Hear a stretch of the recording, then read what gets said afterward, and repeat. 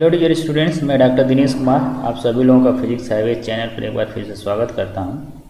Dear students, आज हम लोग बात करेंगे बीएससी फिजिक्स 5th सेमेस्टर के स्टैटिस्टिकल मैकेनिक्स PHY 301 का पार्ट बी की सेकेंड यूनिट कंसेप्ट ऑफ एंसेम्बल्स। तो कंसेप्ट ऑफ एंसेम्बल्स से 20 most important multiple choice questions यहाँ पर डिस्कस करेंगे।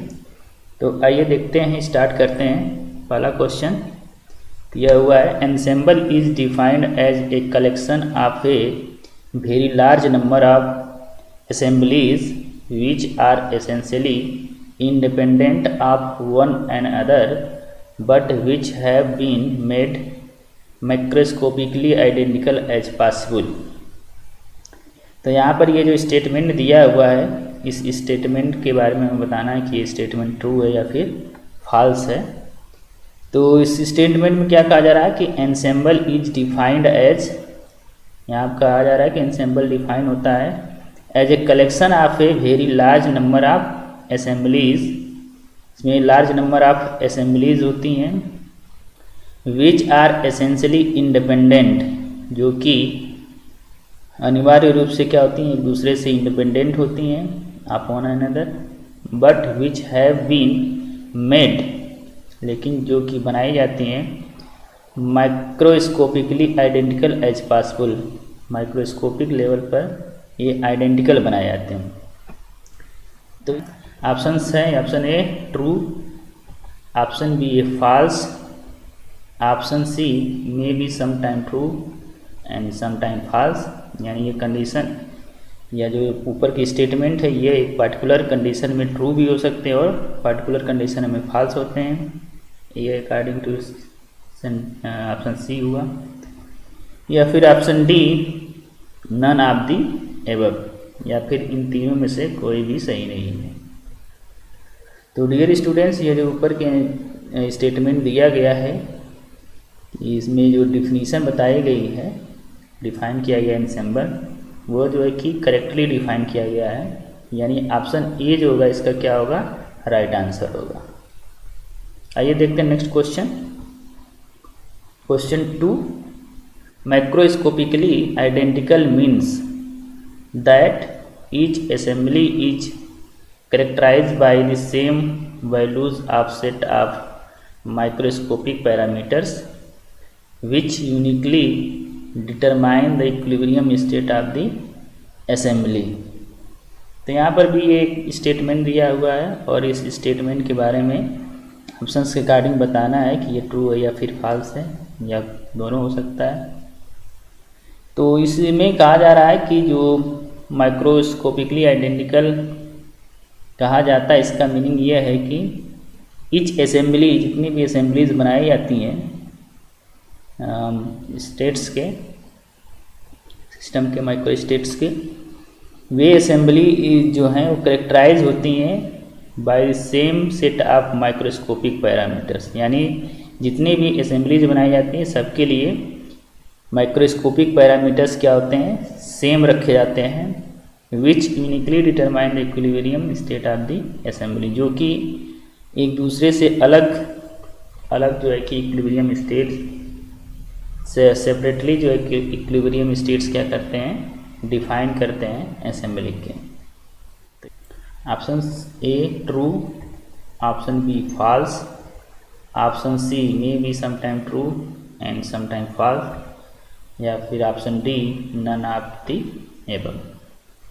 तो डियर स्टूडेंट्स, ये जो स्टेटमेंट ऊपर डिफाइन किया गया है माइक्रोस्कोपिकली आइडेंटिकल के लिए, वह ये करेक्ट है। यानी ऑप्शन ए जो होगा इसका क्या होगा, राइट आंसर होगा। यानी गिवन स्टेटमेंट क्या है, ट्रू है। Next question, question 3, if you be the property of an ensemble which takes values of u1 u2 ui un in state of ensembles of p1 p2 pi pn, then the average value u bar is defined as। तो यहाँ पर दिया हुआ है कि एक ensemble है, इसकी जो प्रॉपर्टी है, एक पार्टिकुलर प्रॉपर्टी U, जो कि अलग अलग सेट्स ऑफ सिस्टम्स के लिए इसकी जो वैल्यू है U1 U2 से लेकर के UN तक है, इसमें n सिस्टम्स हैं, स्मॉल n सिस्टम, जो कि इस स्टेज की जो एक प्रोबेबिलिटी है, P1 प्रोबेबिलिटी में U1 वैल्यू है, P2 में U2 वैल्यू है, Pi में UI वैल्यू है एंड Pn में UN वैल्यू है। तो हमें इसकी एवरेज वैल्यू बतानी है कि जो प्रॉपर्टी U है इसकी एवरेज वैल्यू क्या होगी। तो ऑप्शंस हैं, option A U bar equal to summation over I equal to 1 to n Pi UI, option B है U bar equal to summation over I equal to 1 to n Pi UI upon summation over I equal to 1 to n Pi, and option C है U bar equal to 1 upon summation over I equal to 1 to n Pi, and option D है none of the above. तो dear students, यहाँ पर जो property U है जो कि अलग अलग सेट्स में इनकी value U1 U2 to UN है, और इसके लिए जो स्टेट्स है ये P1 P2 P3 या Pn स्टेट्स में इसकी वैल्यूज है। तो इसकी जो एवरेज वैल्यू होती है वो डिफाइन होती है थ्रू ऑप्शन बी। तो इसका राइट आंसर जो होगा वो क्या होगा, option B U bar equal to summation over I equal to 1 to n Pi UI upon summation over I equal to 1 to n Pi। तो यहाँ पर Pi जो है यह प्रोबेबिलिटी को डिनोट करती है, और इसका जो समेशन जो होता है यह होना चाहिए, इसका जो समेशन की जो वैल्यू है वो 1 के इक्वल होनी चाहिए। तो उस केस से ऑप्शन ए भी इसका क्या होगा, राइट आंसर होगा। लेकिन जो बेसिक डिफिनीशन है वो यही डिफिनीशन है। तो यहाँ पर ये नहीं दिया गया कि इसका जो सम है वो 1 के इक्वल है या नहीं है, तो इसलिए हम इसको जो है कि बी के ऑप्शन पर जाएंगे, तो यानी ऑप्शन बी इसका जो होगा राइट आंसर होगा। Next question, question 4, the trajectory of A point in phase space is determined using. यहाँ कहा जा रहा है कि फेज स्पेस में कोई पॉइंट है उसकी ट्रेजेक्टरी कैसे डिटरमाइन होती है। ऑप्शन से option A QI dot equal to del H upon del Pi, option B है Pi dot equal to del H upon del QI, option C है both A and B, option D है none of the above. तो यहाँ पर QI या फिर Pi जो है ये कोऑर्डिनेट पोजीशन कोऑर्डिनेट्स हैं, और ये जो है मोमेंटम कोऑर्डिनेट्स है Pi, और H जो है कि हैमिल्टोनियन है। तो यह जो है कि हैमिल्टन इक्वेशंस ये ऑप्शन ए और बी में दिया हुआ है। तो किसी भी पॉइंट्स का जो फेज ट्रेजेक्टरी होती है वह हैमिल्टन इक्वेशन से डिटरमाइन की जाती है। तो ऑप्शन ए और ऑप्शन बी दोनों मिला करके ये जो है कि हैमिल्टन इक्वेशंस बनाते हैं। इसके अकॉर्डिंग जो है कि ऑप्शन सी जो होना चाहिए, क्या होना चाहिए, राइट आंसर होना चाहिए। तो ऑप्शन सी जो होगा ये होगा कि जो फेज ट्रेजेक्टरी है वो QI dot equal to del H upon del Pi and Pi dot equal to del H upon del QI से जो है कि डिटरमाइन की जाती है। आइए देखते हैं next question, question 5, Liouville's theorem is based on. Liouville's theorem किस पर बेस्ड है ये हमें बताना है। ऑप्शंस हैं, option A principle of conservation of density in phase space, option B है principle of conservation of extension in phase space, option B C है both A and B, option D है none of the above. तो यहाँ पर option A में क्या आ जा रहा है कि principal of conservation of density in phase space, phase space में डेंसिटी जो है कि पॉइंट डेंसिटी कंजर्व रहती है, इस प्रिंसिपल पर आधारित है। या फिर ऑप्शन बी है कि यह जो है कि extension, conservation of extension in phase space पर आधारित है। तो कंजर्वेशन ऑफ एक्सटेंशन मीन्स जो वॉल्यूम एलिमेंट है वह जो है कि कंजर्व रहता है, वो चेंज नहीं होता है। तो ये दो ऑप्शंस हैं। तो इन ऑप्शंस के अकॉर्डिंग ये दोनों ही option A and option B क्या है, राइट हैं। इन दोनों ऑप्शंस पर क्या ये बेस्ड है, यानी ऑप्शन सी जो होगा इसका क्या होगा, राइट आंसर होगा। Next question, question 6, according to the Liouville's theorem the principle of conservation of density in phase space can be expressed as. तो यहाँ लिविल्स थ्योरम के according principle of conservation of density in phase space को कैसे express किया जाता है। Option से option A del rho upon del T equal to 0,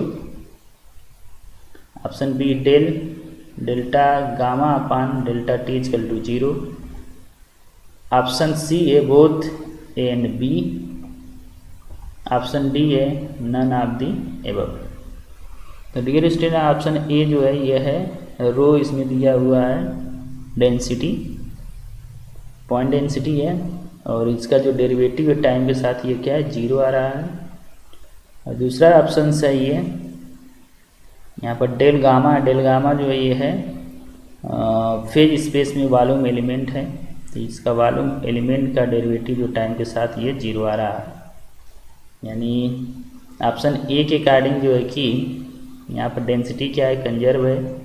option B के अकॉर्डिंग जो है कि ये जो एक्सटेंशन है, पॉइंट एक्सटेंशन, वो क्या है, कंजर्व है। तो यहाँ पर हमें पूछा गया है principle of conservation of density, principal of conservation of density की बात की जा रही है। तो डेंसिटी की बात इस ऑप्शंस में से ऑप्शन ए में की जा रही है, तो यानी ऑप्शन ए जो होगा वो क्या होगा, राइट आंसर होगा। Next question, question 7, according to the Liouville's theorem the principle of conservation of extension in phase space can be expressed as. तो यहाँ पर जो है कंजर्वेशन ऑफ एक्सटेंशन के लिए पूछा जा रहा है कैसे एक्सप्रेस होगा। इसके पहले वाले क्वेश्चंस में भी इसको हम डिस्कस कर चुके हैं, तो आइए देख लेते हैं ऑप्शंस पहले। Option A del rho upon del T equal to 0, option B ये delta gamma upon del T equal to 0, option C both and B, option D none of the above. Options वही हैं पुराने या previous questions के यहाँ पर options दिए हुए हैं, तो इसके पहले भी डिस्कस कर लिए हैं। तो इसका जो आंसर होगा वो होगा ऑप्शन बी, यानी delta gamma upon del T equal to 0 होगा। ये जो कि conservation of extension of phase space में दिखाता है। आइए देखते हैं next question, question 8, in statistical mechanics how many numbers of ensembles exist. तो यहाँ कहा जा रहा है कि स्टैटिस्टिकल मैकेनिक्स में कितने तरह के जो है कि एनसेम्बल्स एग्जिस्ट करते हैं। ऑप्शंस हैं, ऑप्शन ए 0, कोई एनसेम्बल नहीं एग्जिस्ट करता, ऑप्शन बी 1 1, ऑप्शन सी 2, या फिर ऑप्शन डी 3। तो डियर स्टूडेंट्स स्टैटिस्टिकल मैकेनिक्स में 3 जो है कि ये एनसेम्बल्स एग्जिस्ट करते हैं, 3 तरह के एनसेम्बल्स, जिसमें से पहला जो आता है उसको बोलते हैं माइक्रो कैनोनिकल एनसेम्बल, दूसरा जो है कि कैनोनिकल एनसेम्बल, और तीसरा जो होता है ग्रैंड कैनोनिकल एनसेम्बल। यानी ऑप्शन डी जो होगा इसका क्या होगा, राइट आंसर होगा। आइए देखते हैं next question, question 9, the micro canonical ensemble is a collection of essentially independent assemblies having. तो यहाँ पर कहा जा रहा है कि माइक्रो कैनोनिकल एनसेम्बल जो है कि वो एसेंशियली इंडिपेंडेंट असेंबलीज का क्या होता है, कलेक्शंस होता है, जो कि रखता है, जिसके पास वैल्यूज होती हैं डिफरेंट, वो कौन सी वैल्यूज होती हैं बताना ऑप्शंस के according. Option A same energy volume N number of systems, यहाँ पर है ऑप्शन ए के अकॉर्डिंग सेम एनर्जी होगा, सेम वॉल्यूम होगा और सेम नंबर ऑफ सिस्टम्स होंगे। ऑप्शन बी है सेम एनर्जी होगी बट डिफरेंट वॉल्यूम्स होगा और सेम नंबर ऑफ सिस्टम्स होंगे। ऑप्शन सी डिफरेंट एनर्जी होगी, सेम वॉल्यूम होगा और n नंबर ऑफ सिस्टम्स होंगे।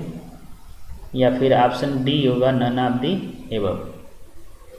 तो डियर स्टूडेंट, जो माइक्रो कैनोनिकल एंसेंबल्स होता है वह एनर्जी, वॉल्यूम और नंबर ऑफ सिस्टम से करेक्टराइज होता है और इन सभी की वैल्यूज़ क्या होती है, सेम होती है। सारे एंसेंबल्स में एनर्जी सेम होती है, वॉल्यूम भी उसका सेम होता है और सेम नंबर ऑफ सिस्टम या सेम नंबर ऑफ पार्टिकल्स होते हैं।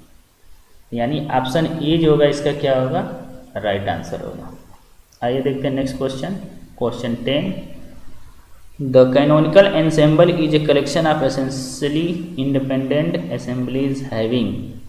अब यहाँ पर जो है कि कैनोनिकल एंसेंबल के लिए पूछा गया है। ये भी कैनोनिकल एंसेंबल जो है कि ये भी कलेक्शन होता है एसेंशियली इंडिपेंडेंट असेंबलीज का।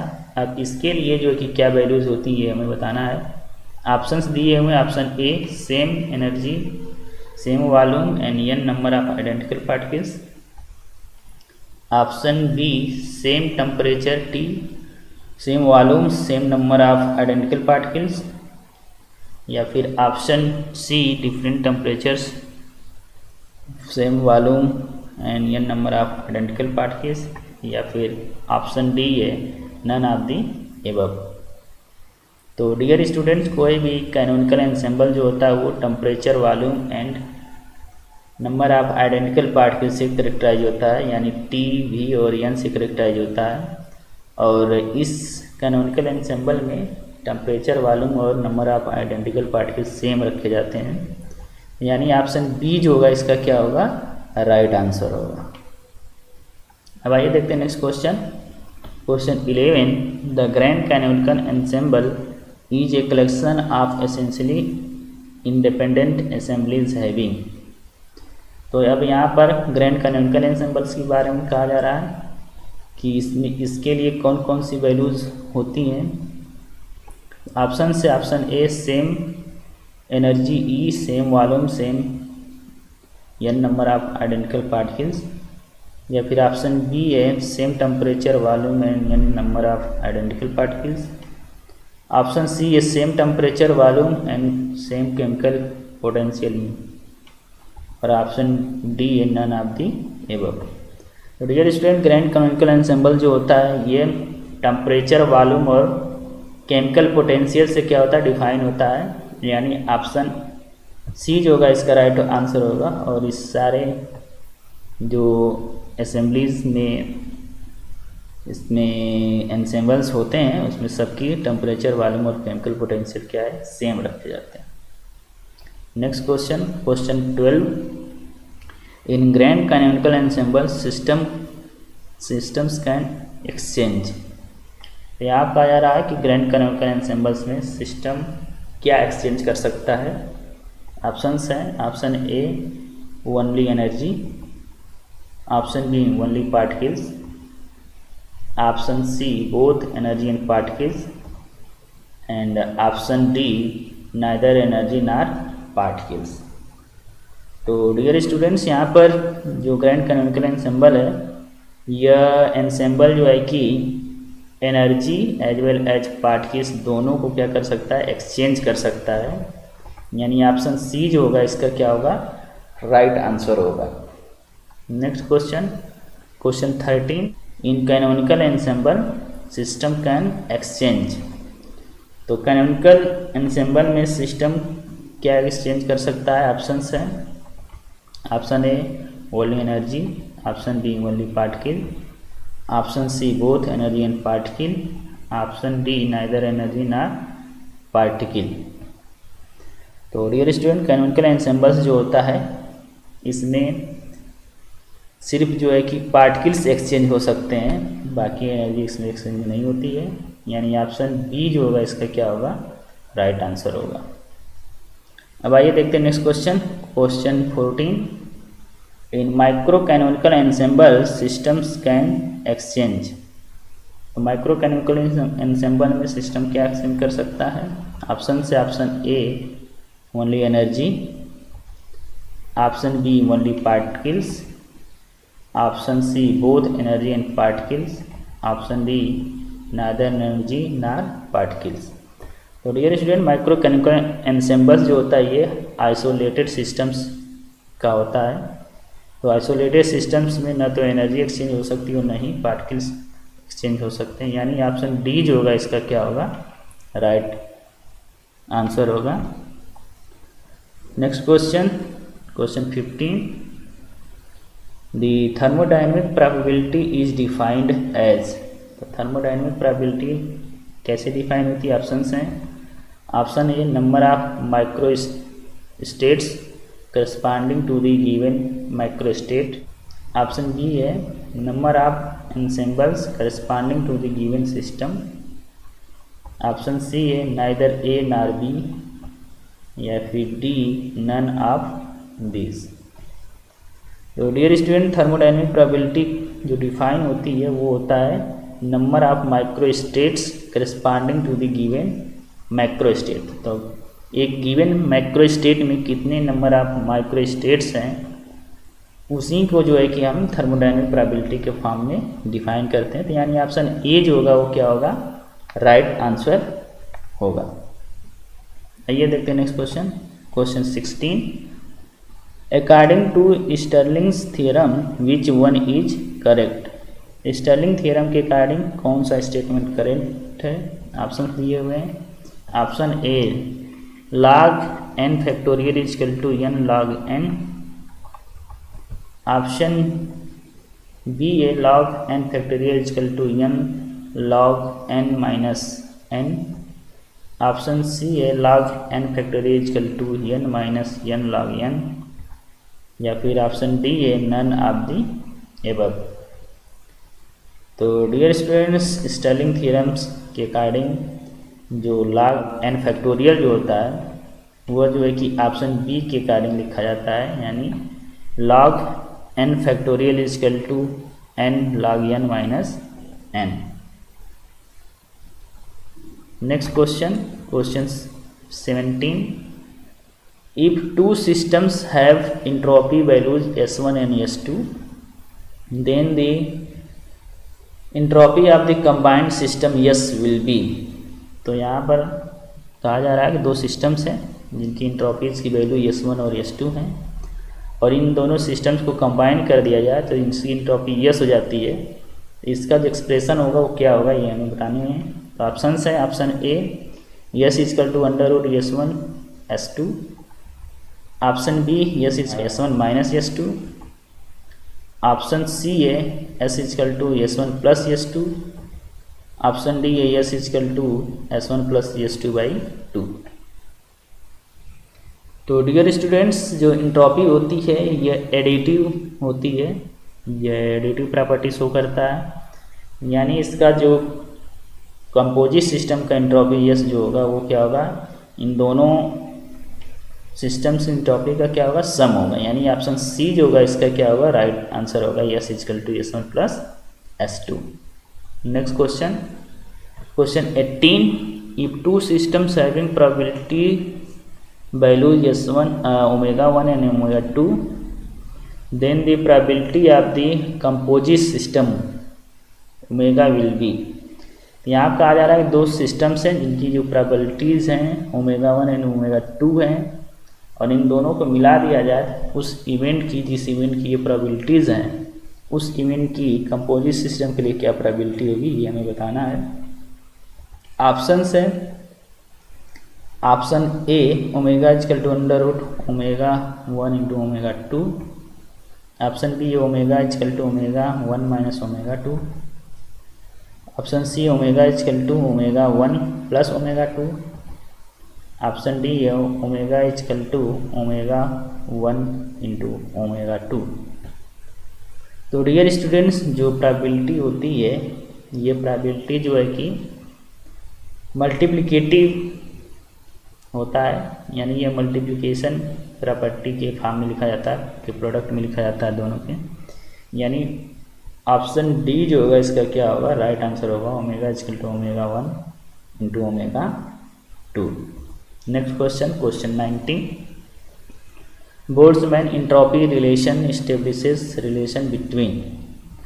बोल्ट्जमैन एंट्रोपी रिलेशन होता है, बोल्ट्जमैन ने एंट्रोपी के लिए एक रिलेशन दिया था, वह रिलेशन जो है कि किसके बीच में यह रिलेशन इस्टेब्लिश करता है ये हमें बताना है।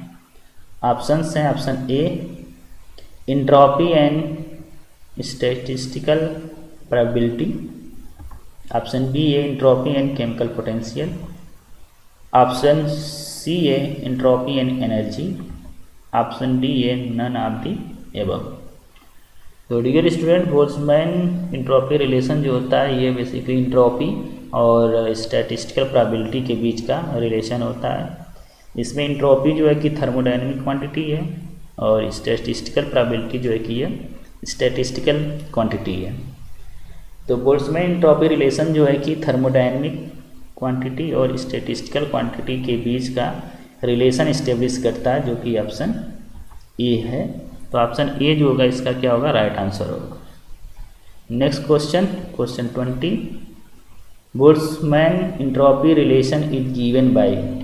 बोल्ट्जमैन इंट्रोपी रिलेशन का एक्सप्रेशन क्या होता है ये बताना है। ऑप्शंस हैं, option A S equal to K log omega plus C, option B है S equal to K log omega plus K log E, option C है S equal to log omega plus C, option D है none of the above. तो इसमें yes जो है कि entropy है, के जो है बोल्ट्जमैन कांस्टेंट है, ओमेगा जो है कि प्रोबेबिलिटी है, सी जो है कि कांस्टेंट है, ई जो है कि एनर्जी है। तो इन ऑप्शंस में से ऑप्शन ए जो है कि ये क्या है, राइट आंसर है। बोल्ट्जमैन इंट्रोपी रिलेशन जो होता है वो एस इक्वल टू के एन ओमेगा प्लस सी के फॉर्म में लिखा जाता है। ऑप्शन ए इसका जो है कि क्या है, राइट आंसर। तो डियर स्टूडेंट्स, हमने यहाँ पर कंसेप्ट ऑफ एंसेम्बल्स स्टैटिस्टिकल मैकेनिक्स की से जो है कि 20 मोस्ट इम्पॉर्टेंट क्वेश्चंस को डिस्कस किया। आई होप ये सीरीज आप लोगों को काफ़ी हेल्पफुल होगी, काफ़ी अच्छा लगा होगा। तो इस वीडियो में इतना ही, फिर मिलते हैं नए वीडियो में नए कंसेप्ट के साथ। तब तक के लिए धन्यवाद। जय हिंद, नमस्कार।